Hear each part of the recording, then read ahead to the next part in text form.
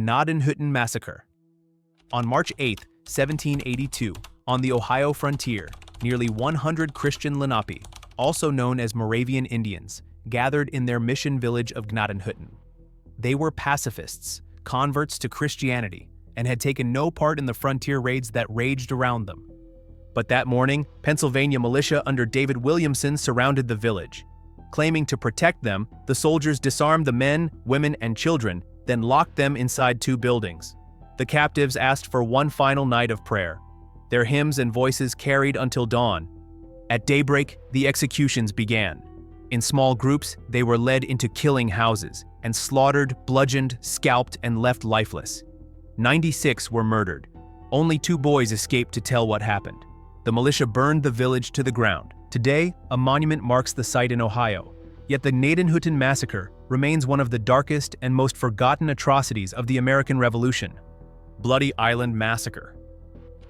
On May 15, 1850, Clear Lake in California became the site of one of the darkest episodes in U.S. history, the Bloody Island Massacre. Months earlier, 2 settlers, Andrew Kelsey and Charles Stone, had enslaved and brutalized the local Pomo people. Pushed to desperation, some of the Pomo killed them in late 1849. The U.S. Army responded with overwhelming force. Led by Captain Nathaniel Lyon, soldiers, cavalry, and volunteers surrounded a Pomo village on an island in the lake. Then they opened fire. Cannons and muskets tore through the camp, striking not just men but also women and children who had gathered for safety. Estimates of the dead range from at least 60 to more than 100, with some reports placing the toll in the hundreds. This massacre, part of the broader California genocide against Native peoples, remains one of the most forgotten and least acknowledged tragedies in American history. Yontocket Massacre.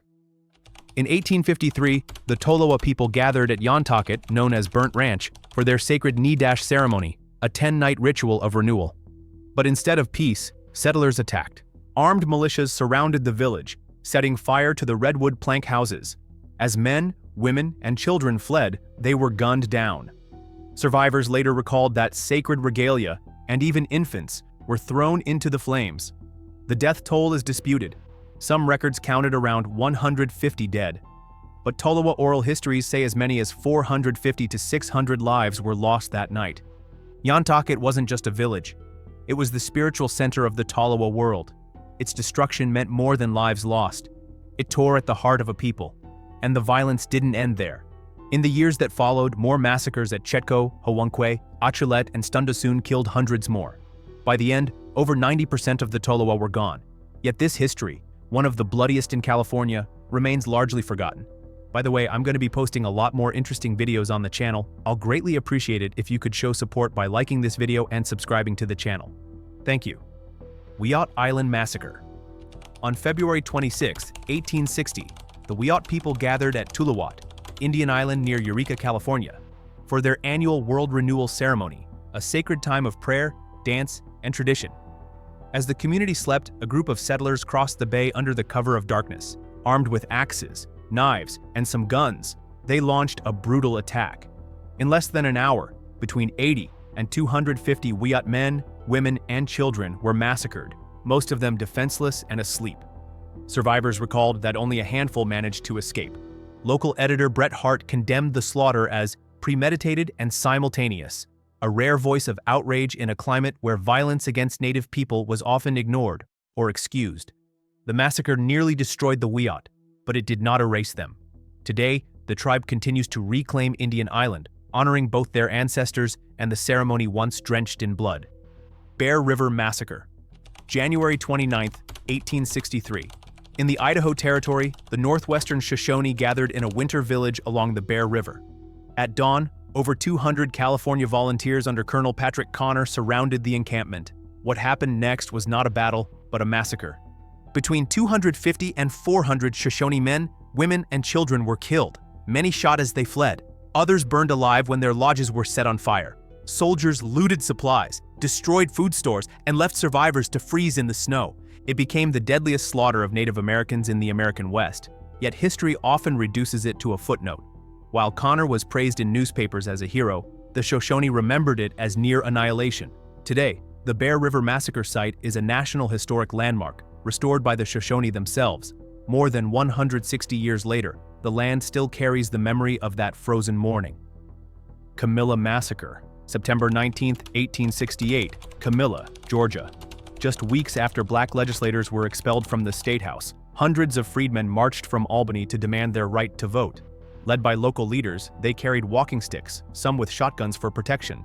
But as they entered Camilla's courthouse square, the sheriff and armed white citizens were waiting. Gunfire exploded. At least a dozen black men were killed instantly, and more than 30 were wounded. Survivors fled into the swamps, hunted for days. Even women and children were not spared. The massacre sent shockwaves nationwide. In its wake, black voter turnout collapsed, and Georgia was forced back under military rule. Opelousas Massacre, September 28, 1868. Opelousas, Louisiana. Emerson Bentley, a young white Republican editor and teacher, was dragged from his classroom and beaten by local Democrats. That single act ignited one of the deadliest racial massacres of Reconstruction. For nearly 2 weeks, white mobs terrorized St. Landry Parish. Black residents, many newly registered to vote, were hunted down, their homes burned, their families slaughtered. Contemporary accounts report at least 150 to 200 African Americans killed, with some estimates rising above 300. The violence silenced the Republican Party. By the November election, not a single Republican vote was recorded in the parish. What began with the beating of a teacher ended with the crushing of black political power in Louisiana.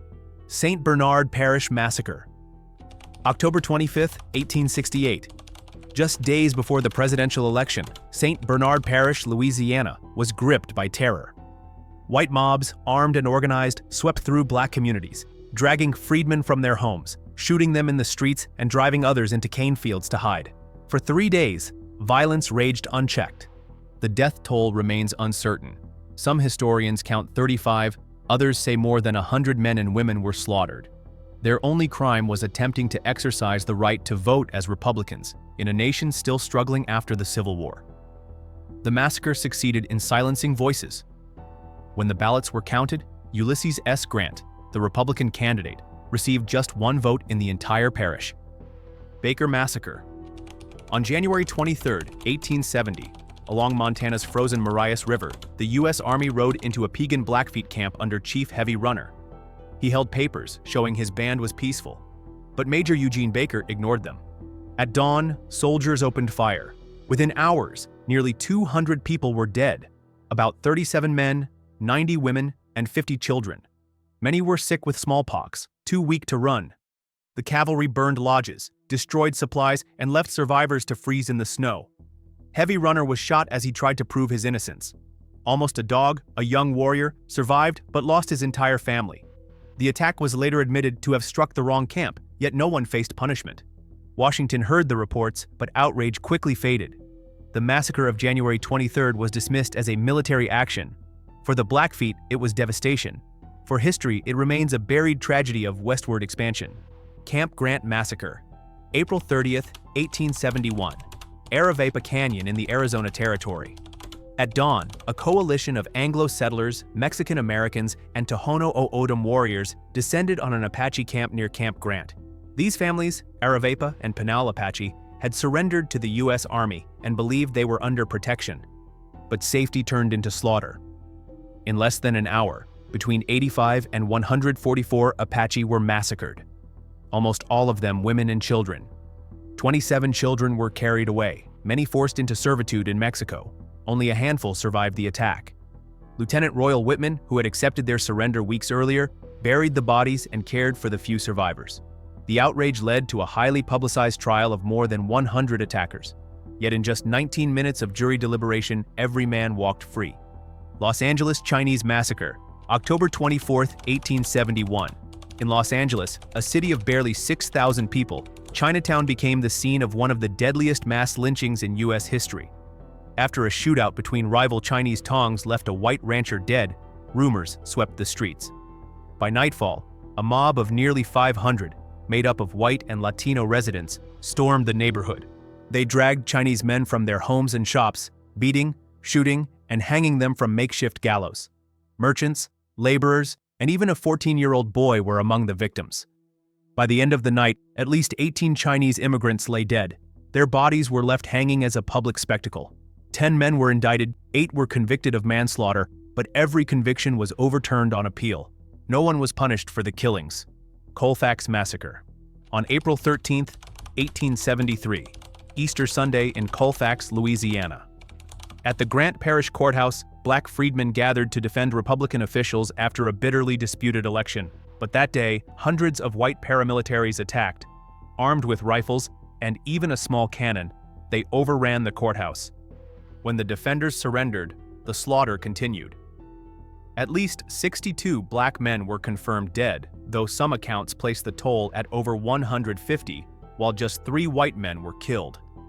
The violence didn't end at Colfax. In the aftermath, the Supreme Court's decision in United States v. Cruikshank overturned the convictions of the attackers, ruling that the federal government could not protect citizens from private racial violence.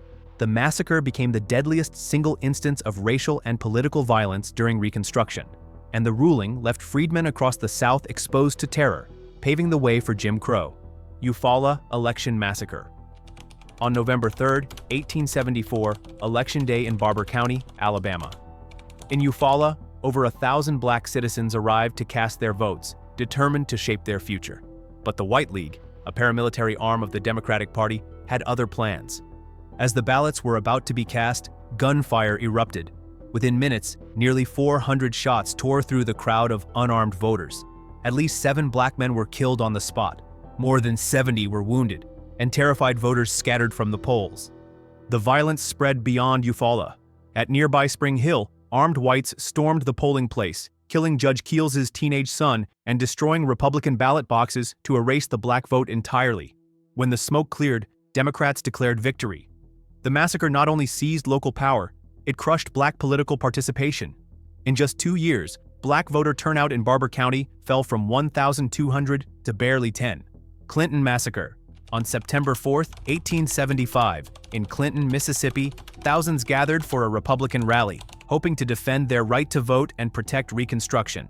But gunfire shattered the gathering. When the smoke cleared, 5 black men and 3 white men lay dead. In the days that followed, white militias swept through the town and countryside, killing without mercy. Between 30 and 50 African Americans were slain. This was no random violence. It was the launch of the Mississippi Plan, using terror to silence the black vote and restore white Democratic control. Governor Adelbert Ames pleaded for federal protection, but President Ulysses S. Grant refused. By November's election, Republican power had collapsed, and Reconstruction in Mississippi was over. Hamburg Massacre. On July 8, 1876, in Hamburg, South Carolina, what began as a dispute over a black militia parade days earlier erupted into deadly violence. Hundreds of armed white redshirts, determined to crush black political influence, surrounded the militia at their armory. The outnumbered black defenders held their ground until a cannon was brought in. By nightfall, they surrendered, yet instead of justice, terror followed. At least 6 black men were executed after capture. 1 white attacker also died during the fighting. 94 white men were indicted for the killings. Not a single one was prosecuted. The massacre sent a clear message. Reconstruction's promises of black equality could be destroyed with impunity. Hamburg's bloodshed helped pave the way for the 1876 election, white Democratic dominance, and the collapse of Reconstruction. And yet, this massacre, once front-page news, is largely forgotten today. Rock Springs Massacre. On September 2, 1885, in Rock Springs, Wyoming Territory, what began as a dispute in the coal mines erupted into one of the deadliest outbreaks of anti-Chinese violence in U.S. history. White miners, furious that Chinese workers were willing to take lower wages and refused to strike, marched into Rock Springs, Chinatown.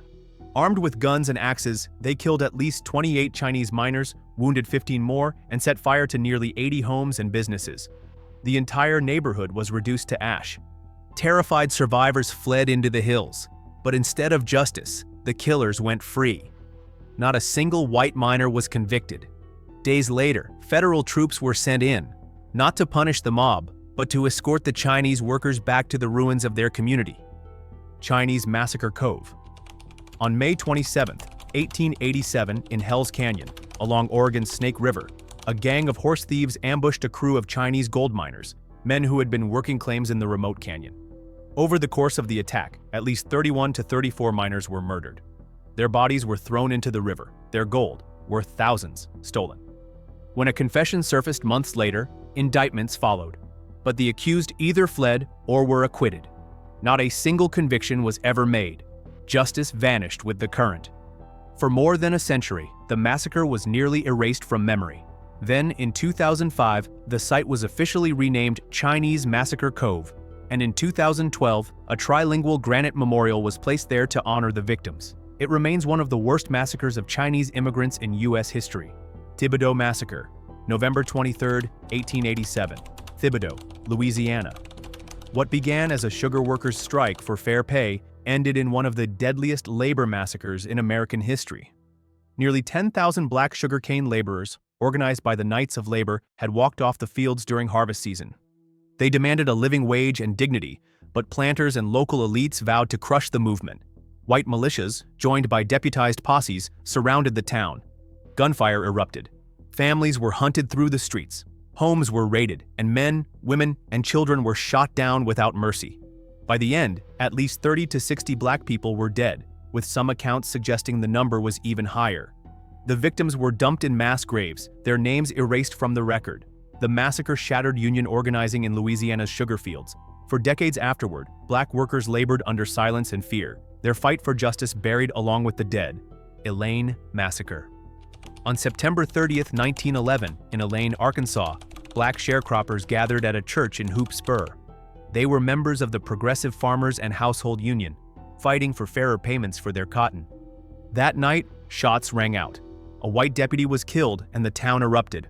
Rumors spread of an uprising, and within hours, white mobs, deputized posses, and even U.S. soldiers flooded the countryside.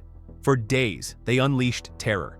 Black families were hunted in fields, homes were set ablaze, and survivors were forced to hide in swamps. Official records claimed about 100 deaths, but witnesses and historians placed the toll far higher. As many as 240 black men, women, and children killed compared to just a handful of white casualties. In the aftermath, nearly 80 black residents were arrested. 12 men, remembered as the Elaine 12, were swiftly convicted and sentenced to death in sham trials. It took years of appeals and a landmark Supreme Court ruling to secure their release. Ocoee Massacre. On November 2, 1920, Election Day in Ocoee, Florida. As black citizens lined up to cast their votes, white mobs moved to stop them.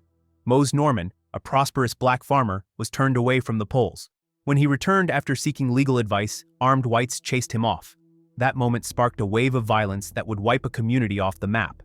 White militias swept through Ocoee, burning homes, churches, and a Masonic lodge. At least 30 African Americans were killed, though some accounts say as many as 80. Families fled into swamps and woods, many never to return. One of Ocoee's leaders, July Perry, was captured, beaten, and lynched.